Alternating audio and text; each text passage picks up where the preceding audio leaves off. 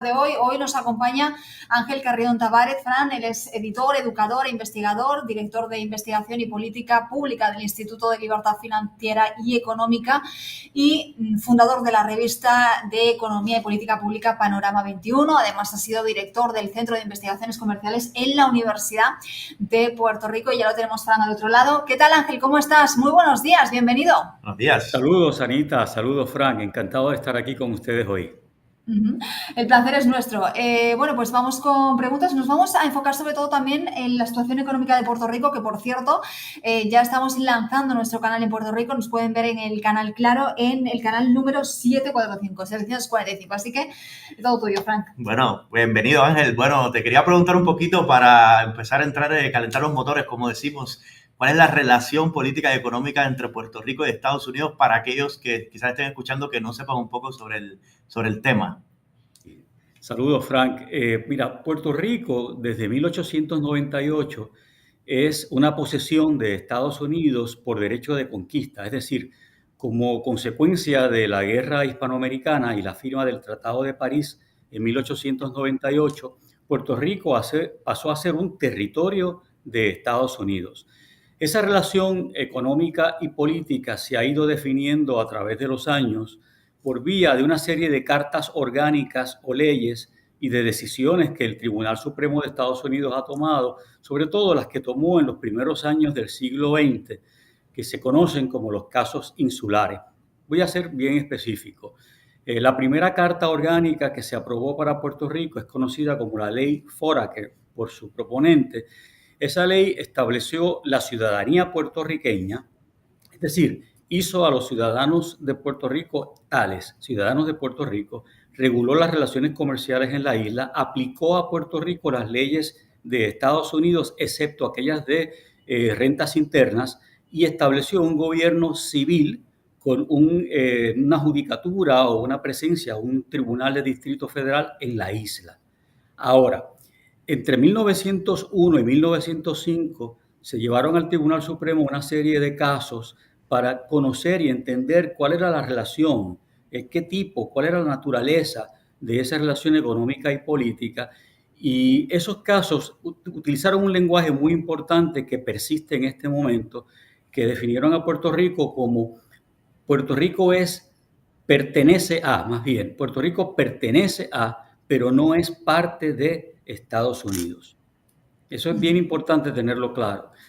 En 1917 luego se promulgó otra carta orgánica conocida como la Ley Jones-Shafroth, y esa ley le dio a Puerto Rico una carta de derechos y le concedió a los puertorriqueños la ciudadanía estadounidense. Y yo diría que a partir de ahí, claro, luego en los años 50 se estableció la Ley de Relaciones Federales, la Constitución de Puerto Rico, y Puerto Rico podríamos definirlo como un territorio no incorporado de Estados Unidos con un gobierno delegado propio elegido por los puertorriqueños. Perfecto, Ángel. Bueno, vamos a ir desgranando también más temas porque nos parece muy interesante todo esto acerca de Puerto Rico. Cuéntanos, ¿la ciudadanía de los puertorriqueños es igual a la ciudadanía de los estados? Mira, sí y no. A ver, los puertorriqueños tienen pasaporte estadounidense. Por lo tanto, un puertorriqueño toma un avión en San Juan y puede entrar a la Florida o a Nueva York o a California por el aeropuerto sin ningún tipo de problema, como cualquier ciudadano estadounidense que se mude de California a Nueva York o de Idaho a Montana. En ese sentido, los puertorriqueños sí son ciudadanos similares, o la ciudadanía puertorriqueña es similar a la de Estados Unidos. Ahora, ¿en qué se diferencia? En que un puertorriqueño que vive en Puerto Rico no puede votar por el presidente de Estados Unidos, tampoco puede votar por los senadores ni por los miembros del Congreso. Puerto Rico tiene una comisionada residente, que es en este momento una mujer, que tiene derecho a voz, pero no tiene derecho a voto. Y esto es en la Cámara de Representantes. Por lo tanto, esto es importante porque la soberanía de Puerto Rico radica en el Congreso de Estados Unidos. Es decir, Estados Unidos, el Congreso de Estados Unidos, tiene poderes plenarios sobre Puerto Rico y los ejerce con regularidad. Y en ese Congreso Puerto Rico no tiene ni senadores ni representantes con derecho a voz y votos, y mucho menos proporcionales.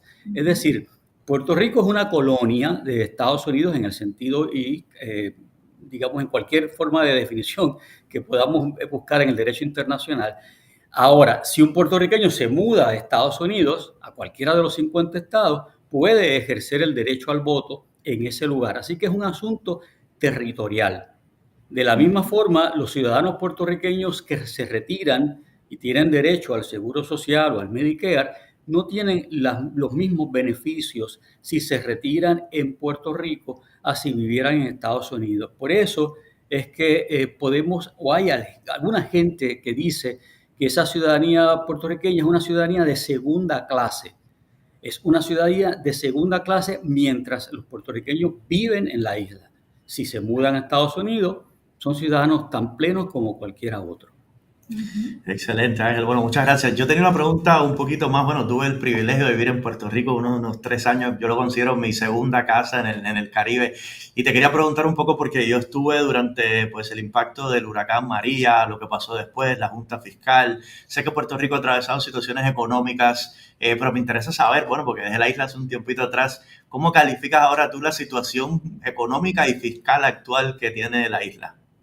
Bueno, si tú viviste en Puerto Rico, más o menos tienes una idea, ¿verdad? Y muchas de las personas que ya han ido de visita a la isla, de cómo se ve desde la perspectiva, a simple vista, digamos, la situación económica. Como la moneda de curso legal en Puerto Rico es el dólar y la economía funciona a base de la circulación del dólar, además de que Puerto Rico recibe numerosas, miles de millones de dólares en transferencias federales de Estados Unidos a Puerto Rico, algunas de las cuales son derechos de los puertorriqueños, como los beneficios de veterano o los beneficios del Seguro Social, que los puertorriqueños lo pagan. Ese dinero que circula en la economía de Puerto Rico le da cierta pujanza y cierta energía a la economía de Puerto Rico. Es decir, Puerto Rico goza a simple vista de una salud económica, tiene una infraestructura, tiene una serie de características que otros países en situaciones muy similares o con características parecidas a las de Puerto Rico podrían decir, mira, Puerto Rico está muy bien. Ahora, cuando uno toma la lupa y mira a través de ella la situación, por ejemplo, fiscal de la isla, entonces es que empiezas a notar que Puerto Rico no está tan bien como parece. O como yo suelo decir, los puertorriqueños están tan bien que no se dan cuenta de lo mal que están. Es decir, por muchos años, por décadas, el gobierno de Puerto Rico gastó más de lo que tenía y Puerto Rico se fue endeudando paulatinamente, tanto a escala central del gobierno que rige toda la isla, como a escala municipal. Puerto Rico tiene 78 municipios, esos municipios tienen gobiernos municipales propios y también se fueron endeudando. Las corporaciones públicas de Puerto Rico, como la Autoridad de Energía Eléctrica, la Autoridad de Acueductos y Alcantarillado, la Autoridad de Carreteras, se fueron endeudando en la medida en que seguían gastando y gastando, desarrollando infraestructura, pagando mejores sueldos a los empleados o funcionarios gubernamentales, hasta el punto en que Puerto Rico se vio al borde de la quiebra. Es decir, Puerto Rico se volvió incapaz de pagar ni siquiera el servicio de la deuda de Puerto Rico. Que la deuda de Puerto Rico no es con el Fondo Monetario Internacional, sino con bonistas estadounidenses, ¿no? Cuando eso ocurrió, el Congreso de Estados Unidos promulgó una ley que se conoce por su nombre o su acrónimo en español, PROMESA, que lo que hizo fue establecer una junta de supervisión fiscal, financiera en Puerto Rico, que desde entonces, hace alrededor de 10 años, determina qué y cuánto se puede gastar en Puerto Rico. Y el gobierno entonces decide en qué gastarlo. Es como si te dijeran, estos son los muebles, tú acomódalos en tu sala como tú quieras. Así es que Puerto Rico está prácticamente en este momento bajo un tipo de sindicatura del gobierno federal regido por una junta de supervisión fiscal en lo que Puerto Rico sale de su situación de precariedad fiscal. Es decir, Puerto Rico puede comenzar a pagar la deuda que tiene con los bonistas y a la misma vez tiene nuevamente acceso a los mercados de capital. Así que en grandes rasgos, esa es la situación económica y fiscal de Puerto Rico en este momento.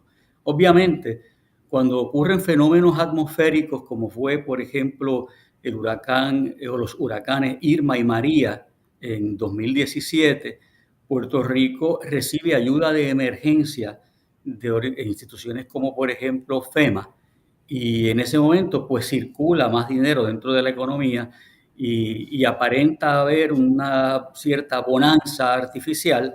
Por eso algunas personas incluso dicen que Puerto Rico tiene una economía de huracán, una economía ligada a los vaivenes de las situaciones atmosféricas que puedan afectar a Puerto Rico, porque aún esas situaciones, en la secuela de ellas, suele beneficiar o aumentar la circulación de capital en Puerto Rico. Ángel, queríamos hablar también un poquito de actualidad. Se está llevando a cabo una huelga portuaria que está impactando y que puede impactar gravemente a la economía de Estados Unidos. Quería preguntarte, por una parte, cómo estás viendo la huelga, qué esperas de esta huelga, si crees que realmente puede ser un problema también de cara a las elecciones, y por otro lado también cómo afecta esta huelga o cómo impacta a Puerto Rico propiamente.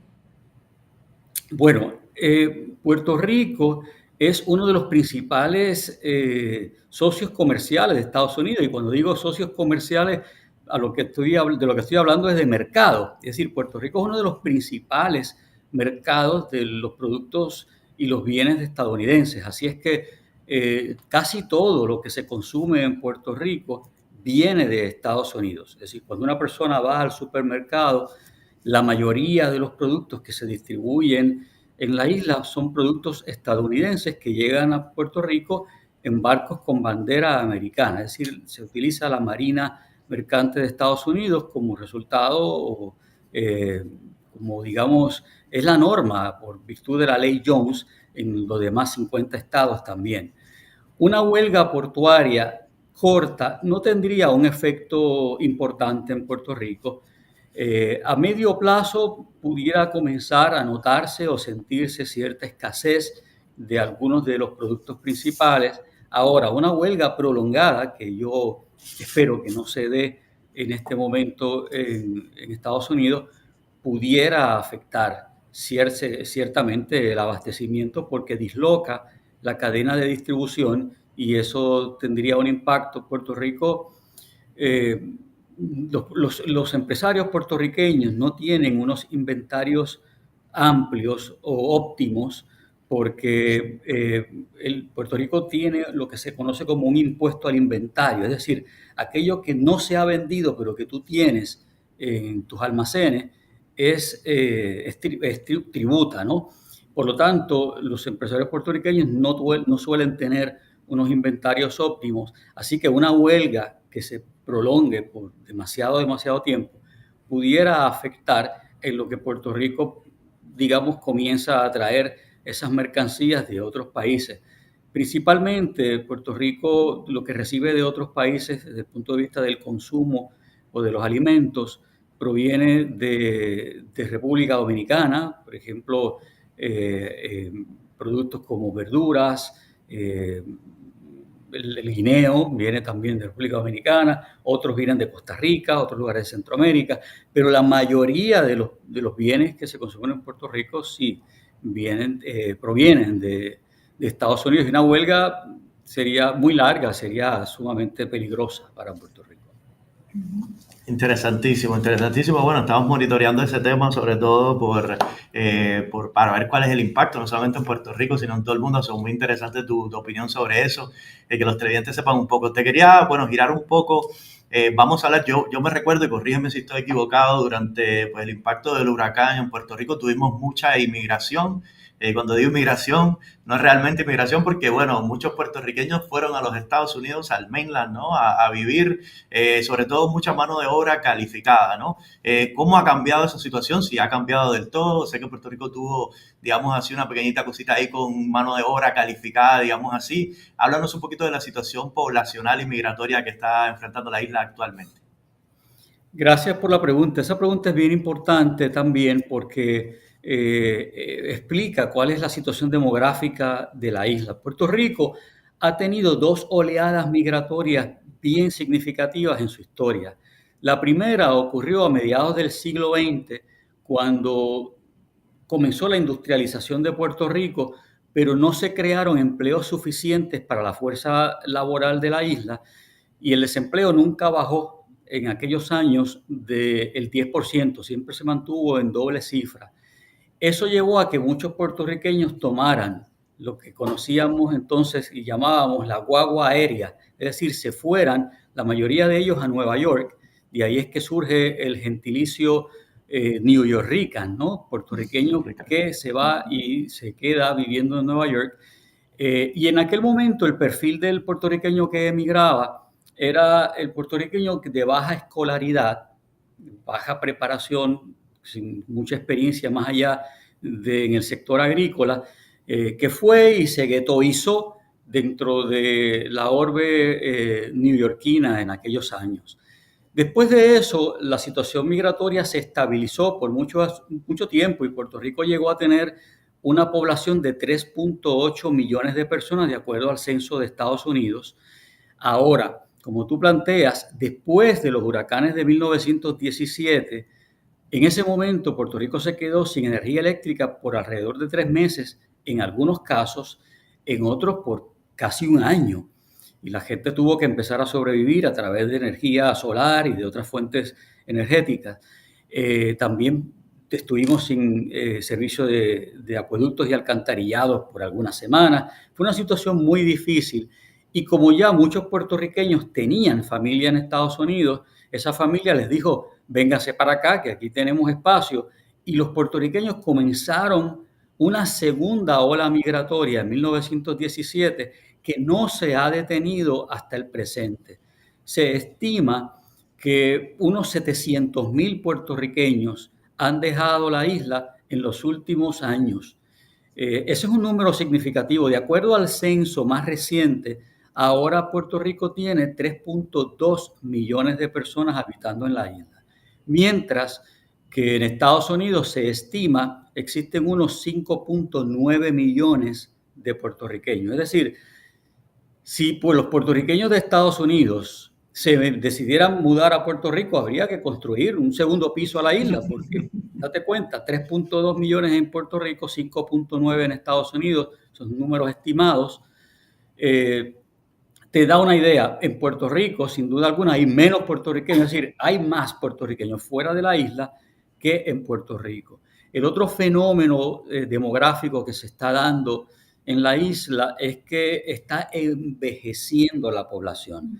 En este momento, quienes están emigrando, como tú planteabas en tu pregunta, son personas recién graduadas de universidad o familias con padres muy jóvenes que están empezando a criar a esos hijos. Es decir, se está dando lo que llaman en español una fuga de cerebros, ¿verdad? Un brain drain, una fuga de cerebros.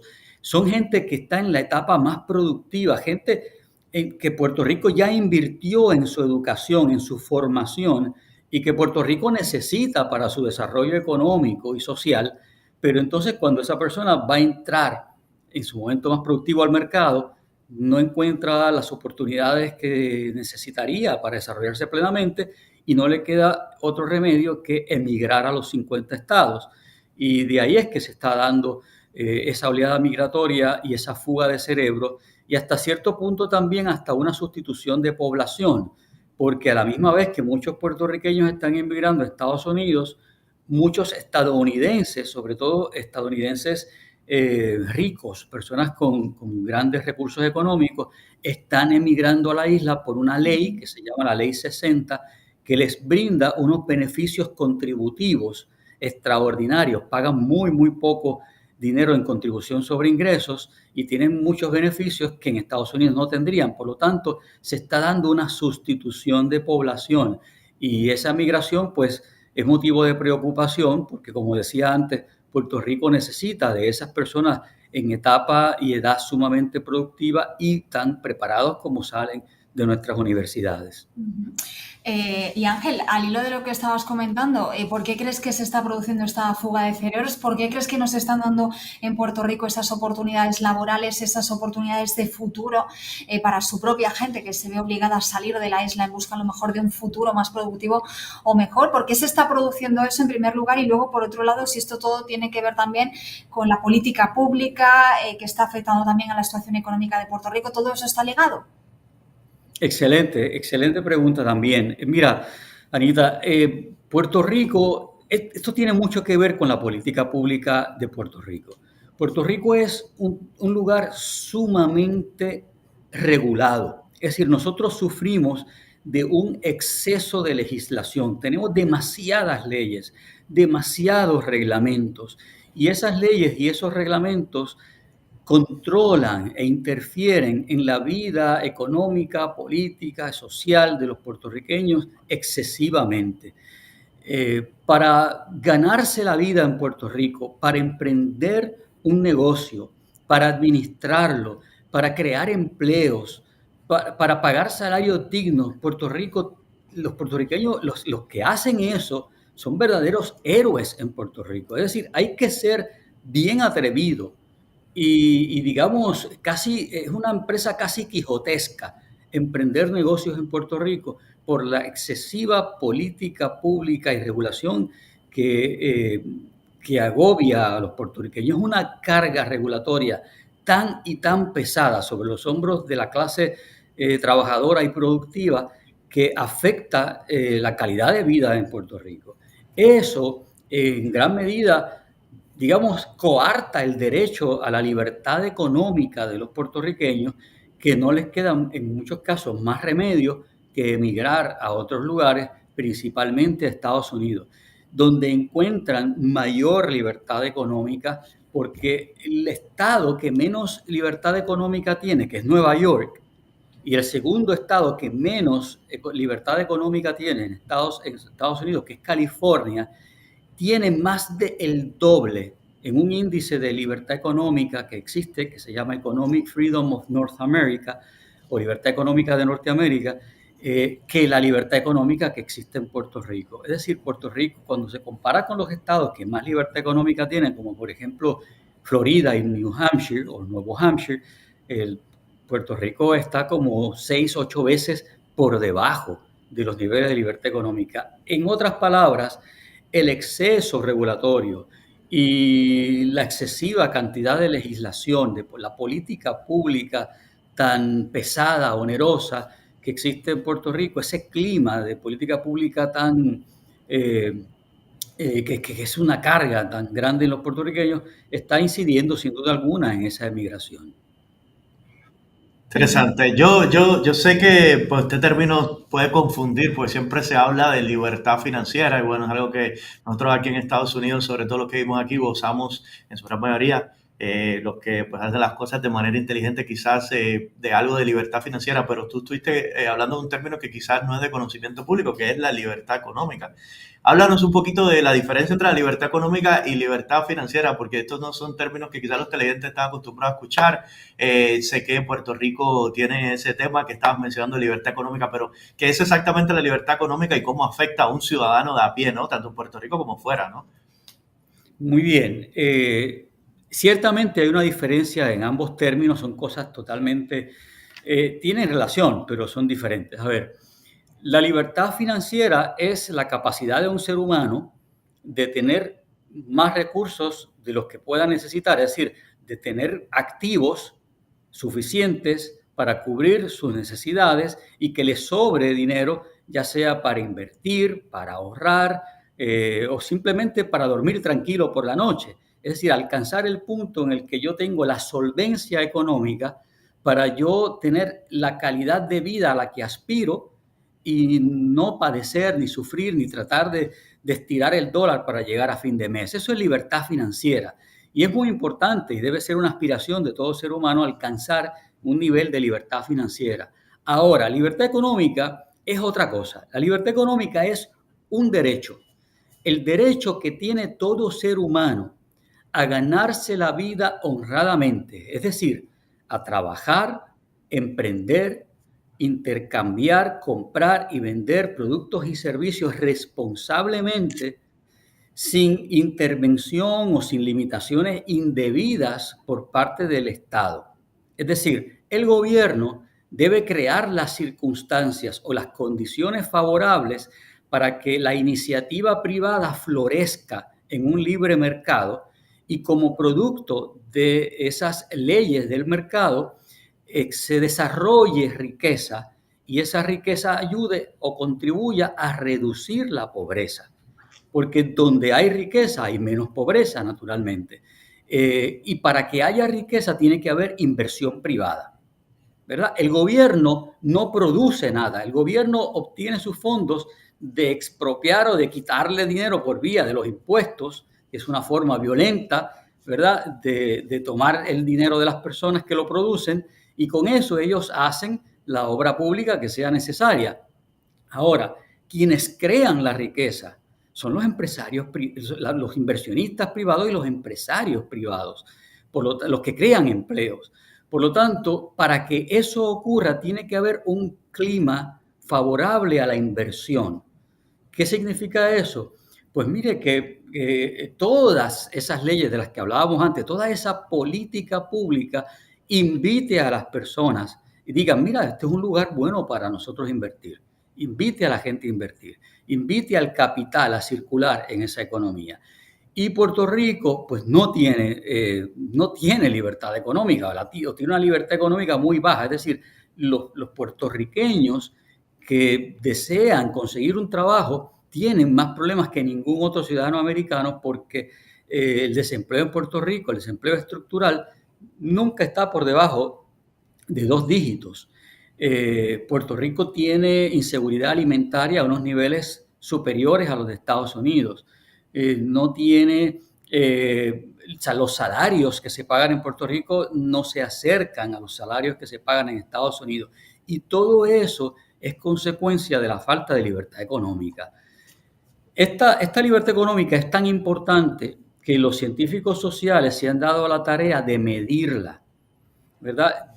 A base de una serie de variables o indicadores, definir cuán alto o bajo es el nivel de libertad económica en un lugar.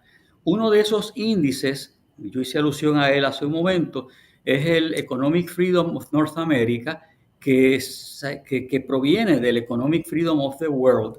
Ambas son publicaciones del Instituto Fraser en Canadá, son publicaciones anuales. Yo tengo el privilegio de ser coautor de la publicación Libertad Económica de Norteamérica desde el año 2022. Por lo tanto, incorporamos a Puerto Rico ese año. Antes Puerto Rico no figuraba entre esas jurisdicciones de Canadá, Estados Unidos y México que se estudiaban.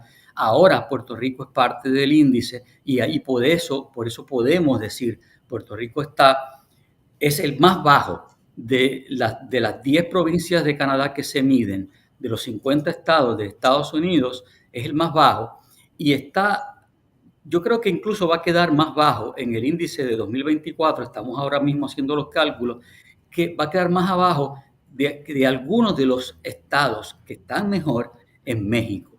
Y ya eso, pues, ¿verdad? Es mucho decir que Puerto Rico no tiene, en cuanto a libertad económica, ninguna relación con Estados Unidos y se parece más a México que a los 50 estados.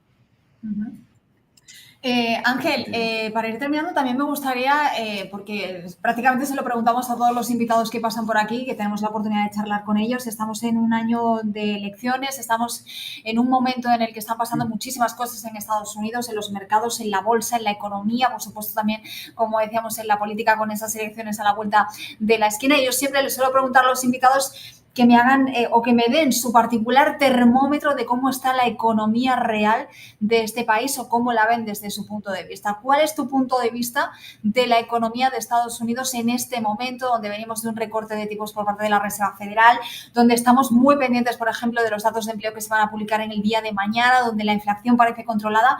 Pero ¿cuál es tu punto de vista?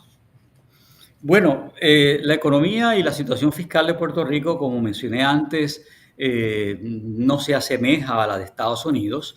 La calidad de vida en Puerto Rico en muchos aspectos es alta comparado con otros lugares en América Latina, pero naturalmente, si se compara con Estados Unidos, es muy baja. Es decir, en Puerto Rico el costo de vida es alto y los salarios son bajos. Esa combinación es sumamente peligrosa porque se gana poco y se gasta mucho, mientras que en Estados Unidos las personas ganan más y gastan menos, porque el costo de vida, el costo de los bienes y servicios, el costo de un automóvil, el costo de la energía eléctrica, el costo de cualquier cosa que sea esencial para la vida de una persona es inferior en Estados Unidos. Yo diría que con una sola excepción. Lo único que en Estados Unidos es mucho más costoso que en Puerto Rico es la medicina. La medicina es un problema. El sistema de salud en Estados Unidos es un grave problema porque Estados Unidos tiene posiblemente el sistema de salud más caro del mundo entero. Quienes vivan o hayan vivido en otros países o hayan tenido alguna urgencia médica en algún lugar mientras estaban haciendo turismo, saben que el costo y la calidad de la medicina en cualquier lugar del mundo prácticamente es superior a Estados Unidos. No significa que la medicina en Estados Unidos no esté adelantada. Está muy adelantada, tienen excelentes profesionales médicos, pero es sumamente costosa. Es lo único que yo diría que en Puerto Rico es más económico y razonable que en Estados Unidos. Fuera de eso, toda la vida económica de cualquier persona en Estados Unidos tiene más calidad que la de Puerto Rico. Como dices, este año hay elecciones igual que el mismo día de las elecciones de Estados Unidos, las hay en Puerto Rico. Ayer hubo un debate de los candidatos a la gobernación de Puerto Rico y la cosa se perfila diferente en este momento.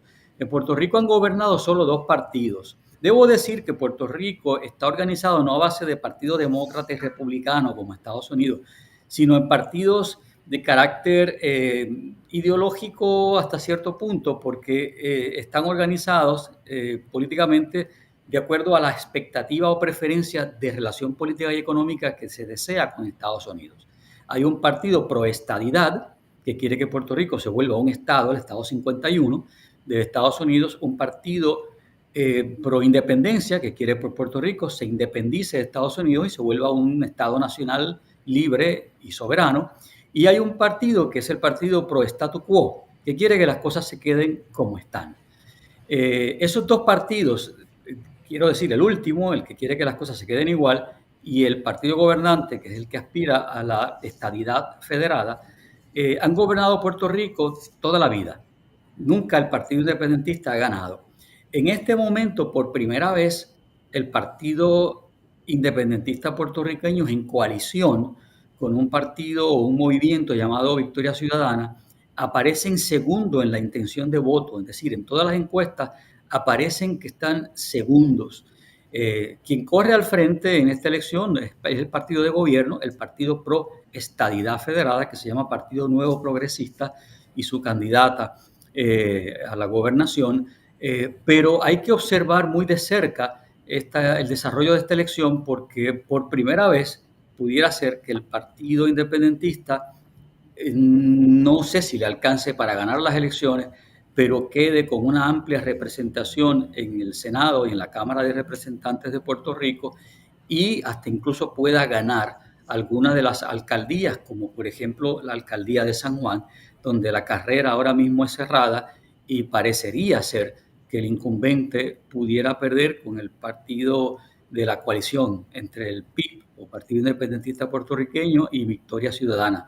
Así que va a ser una elección sumamente interesante de seguir y estaremos atentos esa noche tanto a lo que pase en Estados Unidos como lo que pase en Puerto Rico. Excelente, qué bueno, porque justamente esa iba a ser nuestra próxima pregunta para ti, como ven el tema de las elecciones allá. ¿Qué es lo que, pues, qué candidato tiene la ventaja, al menos de lo que se está conversando, bueno, en los medios de prensa? ¿Cómo lo ven ustedes, Ángel? Un poquito para cerrar la entrevista. ¿En las elecciones de Puerto Rico? Bueno, en Estados Unidos se nos interesaba saber más. En Estados Unidos. Bueno, mira, en Puerto Rico no se le presta mucha atención digo, se le presta, pero no se siguen tan de cerca o se viven con tanta intensidad como se vive la elección de Puerto Rico, porque como decía al principio, los puertorriqueños no votan no votamos por los candidatos de Estados Unidos, por lo tanto, sí prestamos atención, sí de alguna manera los puertorriqueños tienen afinidad ideológica o con los demócratas o con los republicanos, pero al no votar por ellos, pues no es tan intenso. Yo creo que quienes seguimos por disciplina, porque somos personas del mundo académico, del mundo de la investigación científico-social, entendemos como la mayoría de las personas que va a ser una elección sumamente cerrada. Hace tal vez 2 meses atrás, cuando los candidatos eran Trump y Biden, la situación se percibía un poco más clara en favor del candidato republicano. Parecía ser que Trump se iba moviendo hacia una virtual elección presidencial, pero desde que se dio el cambio inesperado en la candidatura a la presidencia por el Partido Demócrata, pues las cosas han cambiado un poco y, digamos, pues se ha ido cerrando esa brecha y en algunas encuestas incluso aparece la candidata del Partido Demócrata al frente por muy poco sobre Trump. Ahora, todas las encuestas son simplemente una fotografía, una instantánea de un momento en el que se le hace la pregunta a la persona y no reflejan la situación del momento real en que se vive. Así es que yo tomo con mucho cuidado, con pinzas, las utilizo como instrumentos de trabajo, pero no le doy demasiada importancia, demasiado peso a esas encuestas y sí, más bien al desarrollo de los temas en la campaña. Y creo que va a ser una noche larga. Una noche larga, no se va a saber el ganador de inmediato, habrá que esperar a que cierren todos los colegios electorales en los estados en donde último cierran y ya veremos ese conteo de votos, no del voto popular, sino del voto del colegio electoral, que es el que realmente define quién gana la elección en Estados Unidos. Yo creo que la situación va a ser una elección sumamente cerrada y ahora mismo para mí sería una elección de pronóstico reservado. Es decir, no podemos con responsabilidad decir por aquí es que va la cosa porque it's too close to call, como dicen en inglés. Exactamente. Sí, estamos totalmente de acuerdo por acá, ¿verdad, Ana? Totalmente, o sea, yo creo que nadie se sorprendería si gana uno u otro candidato, ¿eh? Las próximas elecciones del 5 de noviembre. Por eso hay que estar informados y seguir el canal porque vamos a estar Así mismo contándoles es. todo lo que pase. Exactamente. Bueno, Ángel, te quería agradecer por haber estado con nosotros el día de hoy. Pues déjanos saber cómo las personas pueden conectarse contigo y tienes que volver, ¿no? A mí me encanta que vengan gente de Puerto Rico. Ya te dije, le tengo mucho amor a la isla, así que nos gustaría que regresaras. Estás invitado desde ahora. Claro que sí, yo encantado. Para mí ha sido un gusto estar con ustedes aquí esta mañana. Los escucho, tomo siempre nota de tus consejos, Frank, y de tus recomendaciones y observaciones de los vaivenes del mercado.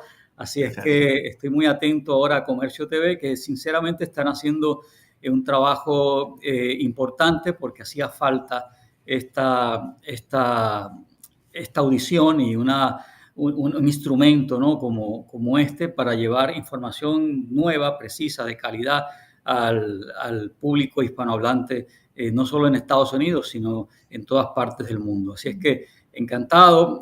Yo soy, como decía Anita al principio, director de investigación del Instituto de Libertad Económica, y ese nombre, Instituto de Libertad Económica, está en la página, en cualquier buscador. Es decir, si usted lo busca, va a encontrar nuestra página web, allí va a estar mi dirección, pueden comunicarse conmigo, pero como quiera se las digo, es Carrión A